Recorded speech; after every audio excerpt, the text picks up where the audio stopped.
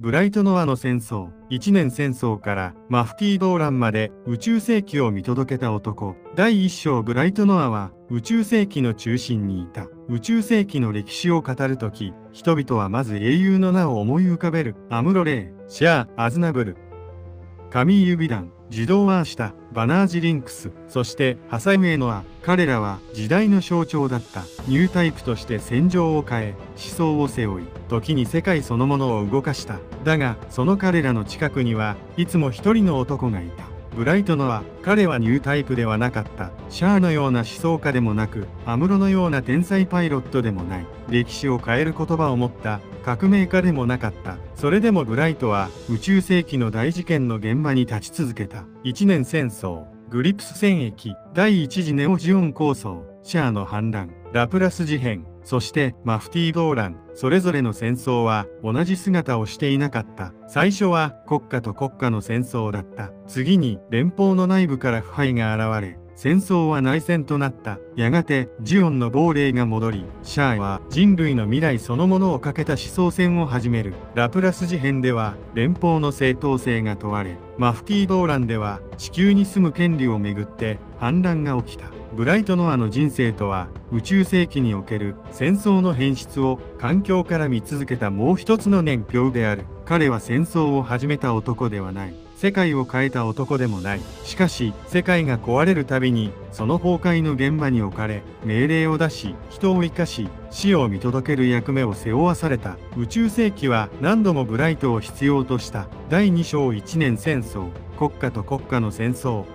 ブライト・ノアの流れ歴史に現れるのは一年戦争である。この戦争は表面上はまだ分かりやすい戦争だった。地球連邦とジオン公国、地球を中心に巨大な統治機構を築いた連邦と宇宙移民の独立を掲げたジオン、国家と国家がぶつかる大規模な総力戦であった。もちろんその内側には複雑な矛盾があった。宇宙へ移された人々の不満、地球に残り続けた特権階級、ザビ家の独裁、コロニー落としという大量虐殺。一年戦争は単なる独立戦争ではなく、宇宙世紀という社会そのものが抱えていた歪みの爆発だった。しかし若きブライトにとってそれはまず目の前の戦場であった。ジオン軍の襲撃、サイドセブンの混乱、正規の指揮官たちの死、そしてホワイトベースという艦に押し込められた民間人、少年少女、避難民たち。ブライトは本来歴史を背負う立場ではなかった。彼は若い士官であり、完成された名艦長ではなかった。だが大人が倒れ、指揮系統が崩れたその場所で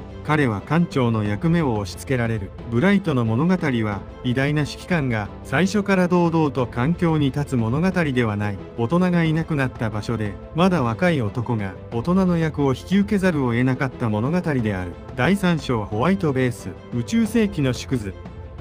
ホワイトベースはただの戦艦ではなかった。そこには軍人がいた、避難民がいた、民間人がいた、少年兵がいた、ニュータイプとして覚醒していく者がいた、戦争によって家を失い日常を奪われた人々がいた。ホワイトベースとは一年戦争という巨大な歴史の中に浮かんだ宇宙世紀そのものの縮図だった。ブライトはその艦を指揮した。だが彼が背負ったものは戦術だけではない。彼は戦争で寄せ集められた人々の共同体を維持しなければならなかった。特に重かったのはアムロ・レイの存在である。アムロは本来軍人ではなかった。民間人の少年だった。しかし彼がガンダムに乗らなければホワイトベースは生き残れなかった。ブライトはアムロを戦わせた。その事実だけを切り取れば彼は少年を兵器として使った大人に見えるかもしれない。だが戦わせなければ全員が死んでいた。ブライトの苦しみはアムロを戦わせたことだけではない。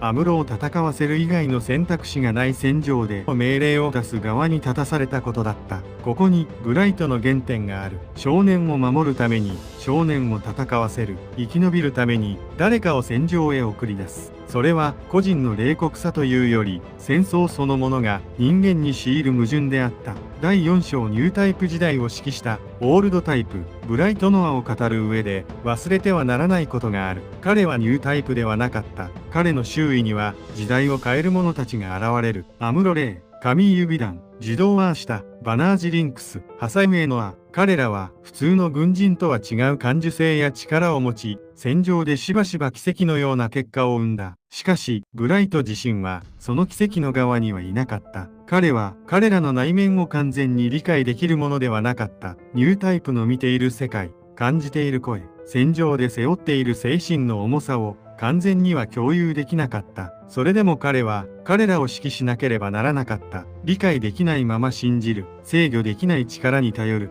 子供たちが戦場で変わっていくのを見ながら、その現実的な後始末を引き受ける。ブライトはニュータイプの時代を生きた男だった。しかし彼自身はニュータイプではなかった。だから奇跡は起こせなかった。彼は奇跡を起こす少年たちを現実の戦場で生かそうとした。ここにブライトという人物の重さがある。彼は時代を超越した英雄ではない。むしろ時代の奇跡に振り回されながら環境に立ち続けた現実の人間だった。第5章グリプス戦役、連邦の正義が分裂した時代。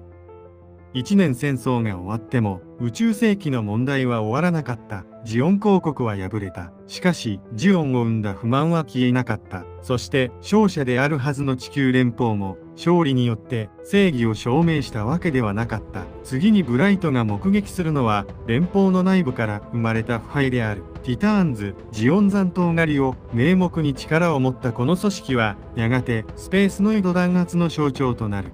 連邦の名を掲げながら、その行動は連邦の正義を内側から腐らせていった。1年戦争でブライトは連邦のために戦った。だが、グリプス戦役で彼は連邦そのものの腐敗を見ることになる。敵は外から来るとは限らない。正義を名乗る組織の中から別の暴力が生まれることがある。これは宇宙世紀の戦争の大きな変化だった。国家と国家の戦争は連邦内部の正当性をめぐる内戦へ変わっていく。どちらが連邦なのか、どちらが正義なのか、命令に従うことが本当に人を守ることになるのか。ブライトはその曖昧な戦場でなお艦を動かし続けた。彼は連邦を信じきっていたわけではない。だが連邦を壊した後に何が残るのかも知っていた。革命家ではなく現場指揮官であったブライトにとって最も大切なのは目の前の人間を生かすことだった。そのために彼は腐敗を知りながらも秩序の側に立ち続ける。第6章第1次ネオジオン構想、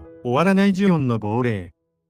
グリプス戦役の後、宇宙世紀はさらに別の戦争へ進む。第1次ネオジオン構想である。ここで現れるのは単なる軍事勢力としてのジオンではない。ハマーン・カーン、アクシズ、ザビ家の残光、ミネバザビという象徴。それは1年戦争で終わったはずのジオンが亡霊のように戻ってくる戦争だった。ジオンは滅びた。だがジオンを生んだ不満は滅びなかった。ここに宇宙世紀の恐ろしさがある。戦争に勝っても戦争の原因が解決されなければ歴史は別の姿で戻ってくる。旗が変わり指導者が変わり戦場が変わっても根にある不満は残り続ける。ブライトはそのことを何度も見せつけられた。そしてまた子供たちが戦場に出る。自動アーシタたちである。彼らは明るくたくましく生命力に満ちている。だがその明るさに救われて戦争の構造を見落としてはいけない。大人たちが作った戦争にまた子供たちが巻き込まれている。そしてブライトはまたその現場にいる。宇宙世紀では大人が戦争を始め子供が戦場に立ちブライトが見届ける。この構図はここでも変わらなかった。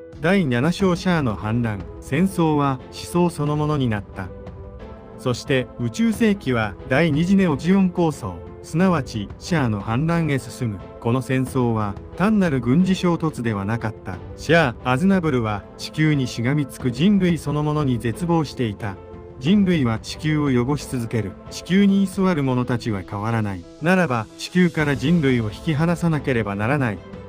それがアクシズ落としであった。一方でアムロレイは人間の可能性を信じた。どれほど愚かであっても人はまだ変われるかもしれない。絶望によって未来を閉ざしてはならない。アムロとシャアの戦いはライバル同士の決着であると同時に人類の未来をめぐる思想戦だった。この時ブライトはロンドベルの指揮官として戦場にいた。彼はシャアのように人類を裁く思想家ではない。アムロのように奇跡を起こすニュータイプでもない。しかし思想が現実の戦争になった時、その最前線で艦隊を動かすのはブライトだった。アムロとシャアが人類の未来を語った時、ブライトはその未来に向かって艦を動かしていた。ここでも彼は思想と現実の間に立っていた。世界を語る者がいる。未来を信じる者がいる。絶望して世界を壊そうとする者がいる。そして、その全てが戦争になった時、誰かが現場で命令を出さなければならない。その役目を背負ったのが、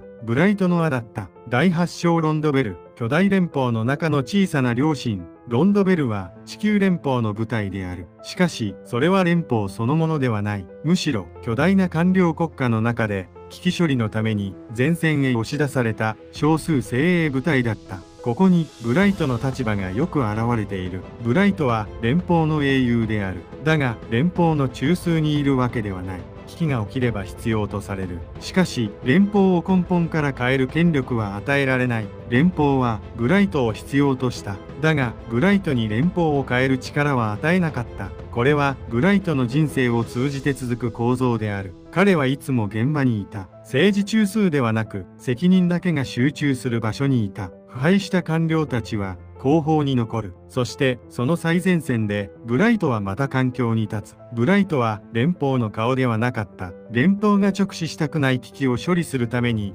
前線へ送られる男だった。第9章ラプラス事変。連邦の正当性が問われた時代。ラプラス事変の時代、戦争の形はさらに変わる。この争いで問われたのは単なる軍事拠点でも領土でもなかった。問題はラプラスの箱である。箱の中に隠されていたものは地球連邦の成り立ちそのものに関わる秘密だった。宇宙移民にも政治参加の可能性があったという事実、それが隠され続けてきたこと。ここで戦争は情報と正当性の争いになる。一年戦争で奪い合われたのは宇宙の支配権だった。ラプラス事変で問われたのは連邦がそもそも何者だったのかである。ブライトはここでバナージリンクスという新しい世代と向き合う。彼は何度も少年たちが傷つくのを見てきた。アムロ、カミーユ、ジュドー、そして今また若者がガンダムに乗り、世界の秘密を背負わされる。ラプラスの箱はまだ世界が変われるかもしれないという希望を示した。ブライトにとってそれはアムロたちの時代から続く犠牲が少しは未来につながるかもしれないと思える出来事だった。しかしその希望もまた完全には世界を変えられなかった。そして宇宙世紀の矛盾はさらに別の形で吹き出していく。第10章マフティー・ドーラン。地球に住む権利をめぐる反乱。マフティー・ドーランの時代、もうジオン公国はいない。ザビ家もシャアもアムロもいない。だが宇宙世紀の問題は残っている。地球に住む者、宇宙へ追いやられる者、マンハンター、地球居住権、腐敗した連邦政府。ラプラスの箱が開いても世界は変わらなかった。連邦は生き残り、地球の特権階級は地球に残り続けた。その失望の中で現れたのがマフティーである。そしてその指導者がハサウェイノアだった。ここで宇宙世紀の矛盾はついにブライトの家族へ到達する。ハサウェイの反乱はブライト家の悲劇である前に宇宙世紀が解決しなかった問題の噴出だった。ブライトは連邦に仕えた。ハサウェイは連邦を撃った。父は壊れかけた秩序の中で人を守ろうとした。息子はその秩序そのものを打ち抜こうとした。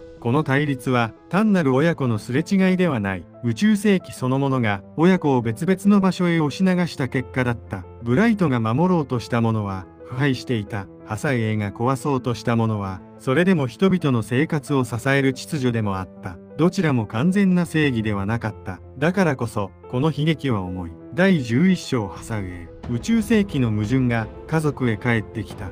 ブライトは長い人生の中で多くの少年たちを見てきた。アムロを戦わせた。カミーユが壊れていくのを見た。児童たちが戦争を終わらせる姿を見た。バナージに次の時代の可能性を見た。しかし最後にその構造は自分の息子へ帰ってきた。ハサウェイノア。彼はシャアの反乱で傷を負った。クエスパラヤを失い戦争の中で消えない罪を抱えた。そして成長した彼はマフティーとして連邦に反逆する。ブライトは多くの少年たちを見てきた。だが自分の息子が何を抱えていたのかを最後まで十分には知ることができなかった。それはブライトが冷たい父だったからではない。宇宙世紀が彼に父親でいる時間を与えなかったからである。ブライトは連邦に人生を差し出した。だが連邦は彼の息子を守らなかった。それどころかその死さえも政治の道具にした。この結末はブライトにとってあまりにも残酷だった。連邦に必要とされ続けた男、戦争のたびに前線へ送られた男、少年たちを守ろうとし時に戦わせるしかなかった男、その彼が最後に奪われたのは自分の息子だった。第12章ブライトはなぜ反逆者にならなかったのか。ここで一つの問いが浮かぶ。ブライトはなぜ反逆者にならなかったのか。彼は連邦の腐敗を見ている。ティターンズを見ている。ラプラスの箱の後も変わらない世界を見ている。そして最終的には息子が連邦に反逆し、連邦に処刑される。それでもブライト自身はマフティーにはならなかった。なぜか。それは彼が世界を壊す側ではなく、壊れた世界で人を生かす側の人間だったからである。ブライトは連邦の正義を無条件に信じ続けたのではない。むしろ連邦の矛盾を誰よりも現場で見ていた。だが彼は秩序が壊れた後に何が起きるのかも知っていた。補給の途絶、難民、武装勢力、宇宙航路の混乱、都市の崩壊、無数の市民の死。彼は壊れた世界の中でそれでも人を次の場所へ運ぶ艦長だった。彼は腐った秩序を完全に肯定したのではない。だがその秩序が崩れた後にさらに多くの人が傷つくことを恐れた。この選択は華やかではない。理想的でもない。しかしブライトという人間を最もよく表している。彼は世界を変える男ではなかった。世界が壊れるたびに残された人間を生かそうとする男だった。終章宇宙世紀の崩壊を環境から見続けた男、ブライト・ノアは宇宙世紀を救った男ではない。彼は全ての戦争を止めたわけではない。連邦を改革したわけでもない。ニュータイプとして人類の未来を示したわけでもない。しかし彼は宇宙世紀の戦争が姿を変えていく過程を最も長く最も近くで見続けた男だった。国家と国家の戦争、連邦内部の内戦、ジオンの亡霊との戦争、人類の未来をめぐる思想戦、連邦の正当性をめぐる情報戦、地球に住む権利をめぐる反乱、その全ての先にハサウェイがいた。ブライトの人生とは宇宙世紀の戦争が最後には彼自身の家族にまで到達していく歴史だった。彼はニュータイプではなかった。だから奇跡は起こせなかった。しかし彼は奇跡を起こす少年たちを現実の戦場で生かそうとした。彼は政治家ではなかった。だから連邦を変えることはできなかった。しかし彼は連邦が生んだ危機の最前線で責任を背負い続けた。彼は革命家ではなかった。だから世界を打ち抜くことはしなかった。しかし壊れかけた世界で人を生かすために艦を動かし続けた。宇宙世紀はブライトを必要とした。だがブライトを救いはしなかった。それでも彼は環境に立ち続けた。アムロが可能性を示し、シャアが怒りを示し、ハサウェイが失望を示したとするなら、ブライト・ノアが示したものは責任だった。世界が何度壊れても、誰かが環境に立たなければならない。命令を出し、部下を叱り、退路を探し、避難民を運び、次の戦場へ向かわなければならない。ブライト・ノアとは、その役目を宇宙世紀に最後まで押し付けられた男である。そして彼の戦争は、モビルスーツで敵を倒す戦争ではなかった。壊れていく時代の中で、それでも人を生かそうとし続ける戦争だった。その静かで重い戦争こそが、ブライト・ノアの戦争だった。チャンネル登録、高評価お願いします。